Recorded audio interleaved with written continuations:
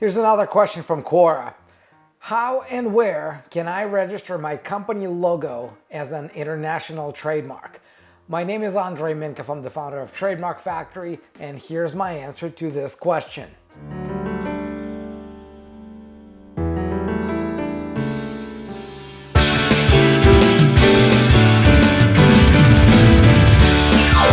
The short answer is you don't. There is no such thing as an international trademark. Trademarks are registered on a per country basis. Having said that, there are procedures that allow you to file what's called an international application that allows you to file one single application to get it registered in multiple countries eventually. But even though there's one application, in the end of the day, you're going to end up having multiple trademark registrations in all of those countries where you want to register them.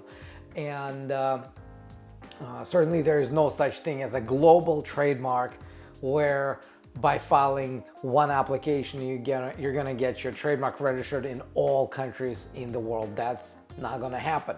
So let me elaborate on this a little bit to give you a clearer picture of what's going on with registering your trademark in multiple countries. So first of all, most countries in the world, not all of them, most of them are part of what's called the Madrid Agreement or Madrid Protocol, which are two international treaties that allow business owners, brand owners to protect their brands in multiple jurisdictions with less formalities than they would have had to go through had they had to file their trademarks in each country individually, right? That's why those treaties exist. I have a more detailed video about Madrid Protocol, Madrid Agreement marks. You can find it by searching this channel. So I'm not gonna go into that in too much detail. So these two treaties allow you to file one single application and designate countries that you want to protect your brand in those countries. So the way it works, you would start by filing a trademark, a direct national application in your home country. That's the way to start. So you can't file an international trademark application unless you already have a pending application or a registered trademark in your home country. That's where it all starts. And then you can file an international application, assuming that your home country is a member state in either Madrid Agreement or Madrid Protocol. And so assuming that happens, you can file your international application, and that you would do through the trademarks office of your home country. So for example, if you're an American company, you would start by filing a trademark in the US, and then you would file the international trademark application through USPTO. If you're a Canadian company, you would first file your Canadian trademark through CIPO, and then you would file the Madrid trademark through CIPO as well. When you file your international trademark application, you would designate countries where you want your trademark to be protected. So for example, if you start with the US and you want, I don't know, European Union, Brazil, Russia, China, India, you would just put check marks next to those countries, and that's how it works. But also make sure to know that some countries are still not part of the Madrid system. I'm not going to name them again. You can find the video on this channel where I go through that list about countries that are not part of the Madrid.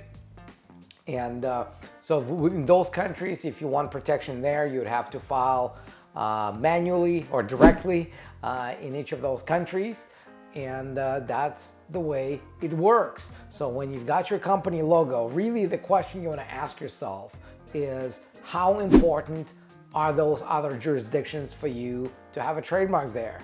You always start with your home country, and then you look at jurisdictions where it's really important for you to own this brand.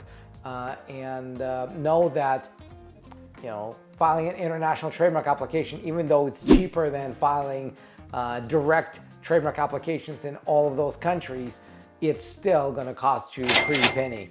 So unless there's a very good reason for you to add certain countries, don't.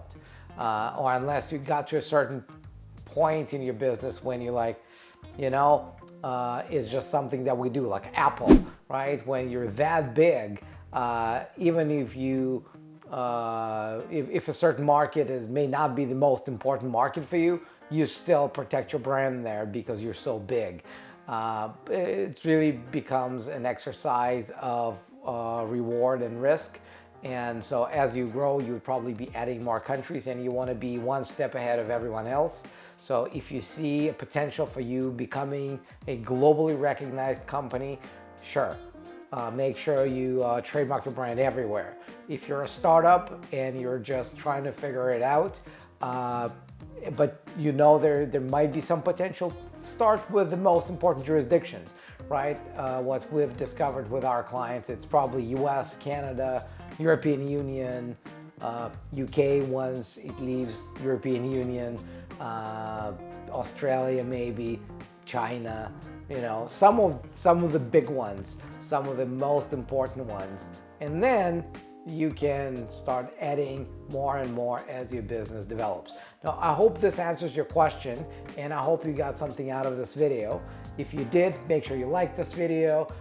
If you have a question that I haven't answered yet, make sure you post a comment below, and I'll answer your question in a video just like this one. And make sure you subscribe to make sure that you see the answer to the question that you ask. And also, when you subscribe, hit that bell button. It helps us grow the channel. It helps me know that what I'm doing is actually useful and helps brand owners around the world. So until then, I will see you in the next video.